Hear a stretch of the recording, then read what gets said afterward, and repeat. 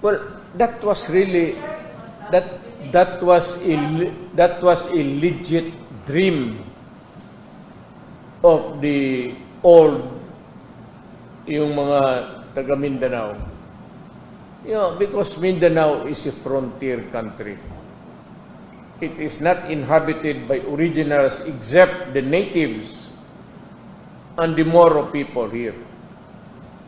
So, yung dream of separate, looking at a certain place, like my father and mother, migrating toward an island called Mindanao for a better future for the children. Yun ang dream. It has always the dream of some people to be independent. Pero if it causes a rupture in our entire system sa Republika, I will not go for it. I will not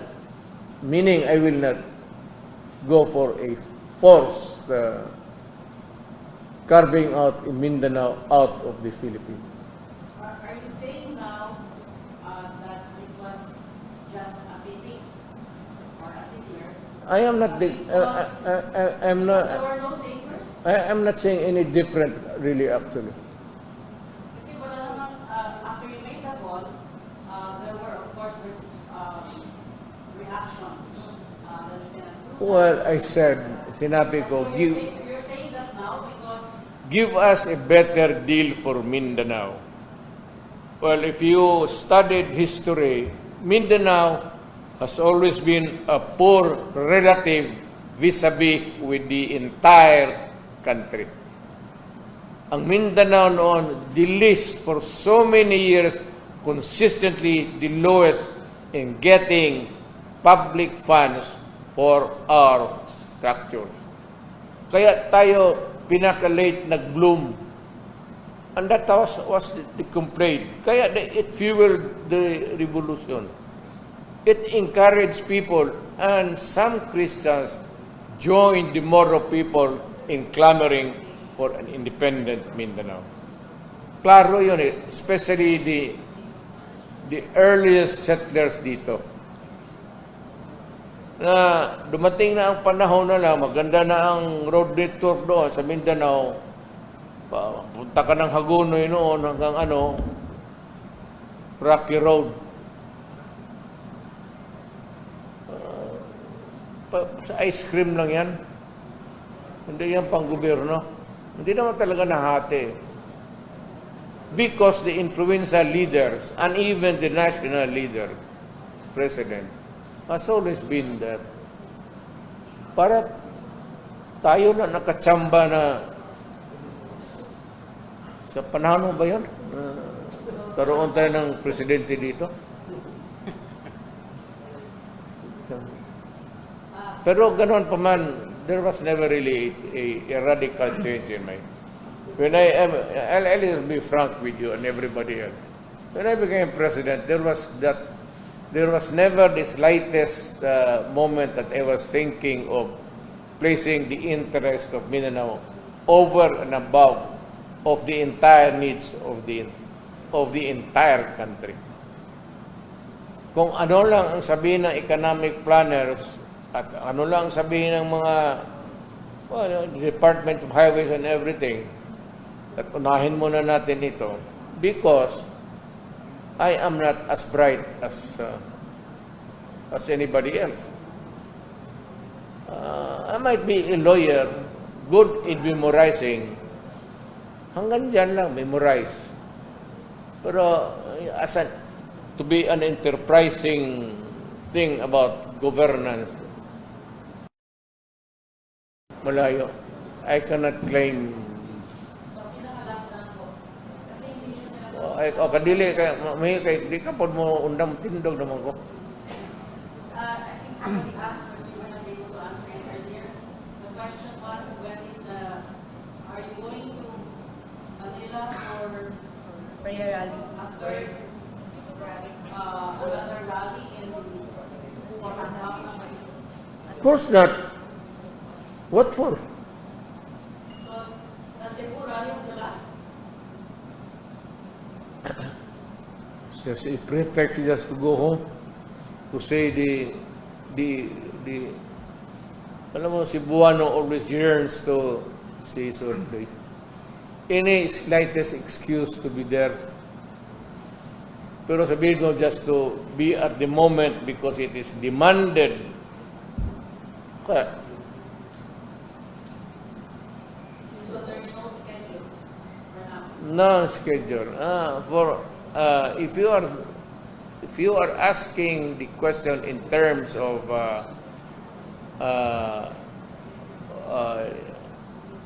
what would be in the future of this country, and what would be your views or opinions if this would occur or happen or not. I'm retired. I would like to stay retired.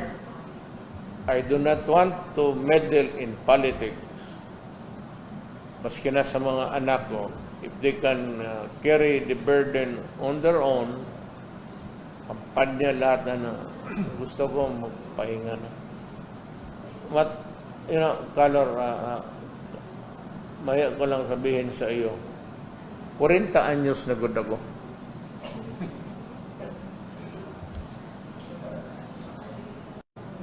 And if you would want to be comfortable with the number, double it. And that's my... Mayor, also yung last na update ni Congressman Alvarez sa IM on i-finish Mindanao.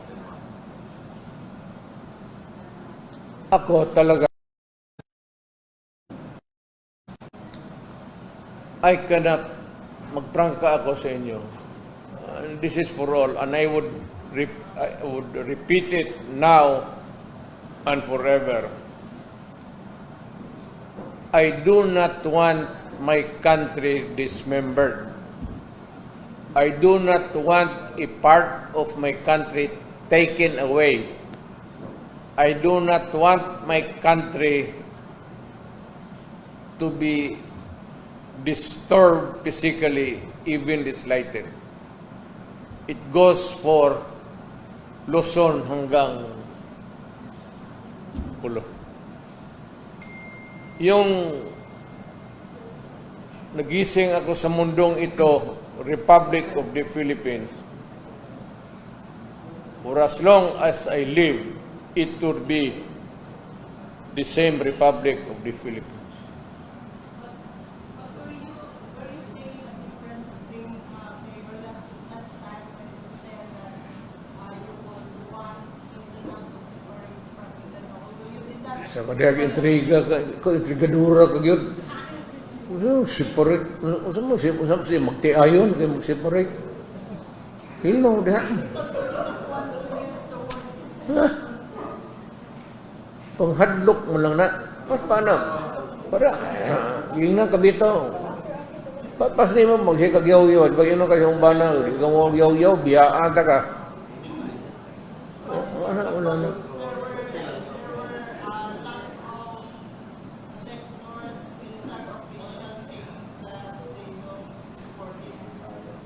Lalabin ako. Ayaw nila, mas lalo ako. Mas matanda ako nila, buang sila.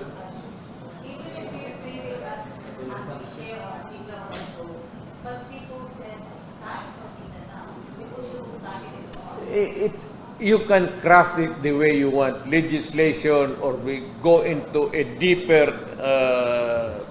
local autonomy. You can never do what you want. Let it remain a Republic of the Philippines.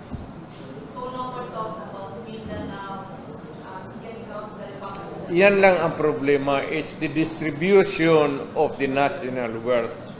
And you know very well, lahat tayo, if you studied your history, lahat tayo, alam natin that Mindanao was really a poor relative of the national government. Ngayon lang ito, kabawi tayo. Nung presidente ako, hindi ko nga sinabi na bigyan mo lamang ang Mindanao. Patas. Hindi mo naman sabihin na presidente ako, gusto kong bumawi na, o nagkulang tayo noon, ngayon panahon ng bumawi. That ain't the way of being a Filipino. Kung ano yung, what's good for the Hulahano, must be good for the Ifugao, must be good for the Tagalog, and must be good for the Visaya. Why? If you have to remain a republic, ganon talaga, you better adopt that kind of thinking. Hindi tayo pwede mag-isip-isip na mga Tagalog, Bisaya, or kalukuhan yan. Ngayon pa, katanda-tanda na natin, may mga anak na tayo, ngayon pa tayo mag-isip ng ganon. And, I'd like to, sabihin ko sa mga Pilipino, stop this separate. Na pagmulat ko sa mata ko when I was born, this was a republic. Ganun na. Huwag mong kunin baski kalahating hektarya yung Samal Island. Magkagulo tayo. Even if you take 1 hectare away from Samal Island, yung bayan ko, yan. Huwag mong galawin. Pag hindi, magagera tayo. Mayor, listen to you when you said you want people to be educated for a day will come that Mindanao will be a separate country from the Philippine Republic. We got it wrong. Sabi ko sa iyo, pang-atik lang yun. Ano ka man? Kung hindi mo ganunin kasi yung mga taga-Maynila, parang sipain mo yung paa, adrip, potang ina mo, hindi lang ikaw ang Pilipino, ha? Nabuutan rin lang yun, pag mato. So gloves lang to Mayor and they will be so serious. Nag-cool down sila ito. Because of gloves. Not because of a bluff, but because of a strong statement coming from a Filipino. Adre, hindi lang kayo ang Filipino. Lahat ang mga minuno natin nagpakamatay sa bayan natin. Do not. So it's dead. May talaga independence movement. It's dead. Okay. Silly. you still have another question, Ron? If at all, kung mayroong mag-declare ng independent state, kung gusto lang nila, payag ako, Samal Island. Yan. Gusto na mag-declare ng independent Samal Island, sali na lang ng talikod para may sila, bakasyonan. Ron? Mayor, I still have to, Mayor, yung drug addict issue kay President, ganun pa rin ba yung challenge mo kapag drug test? Drug addict issue. Challenge mo po. Ay, still drug challenge. Si Presidente, wala akong sinabi na ganun. Mama, you have to, even if you kill me 1,000 times, wala akong sinabi na ganun. Taking a drug,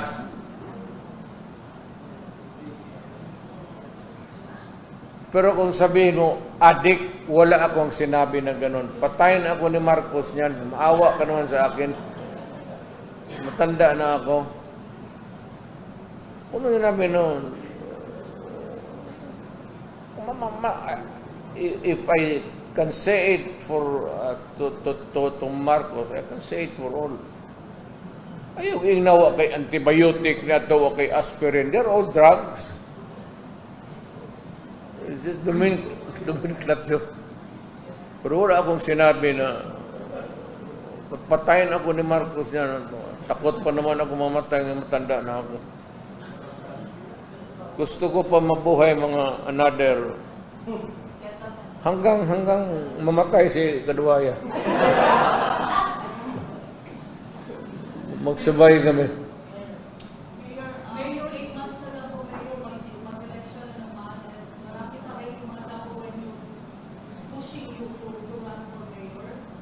Ayoko naman. Ayoko naman. Political transfer 2025. Let it anybody, not even from my family.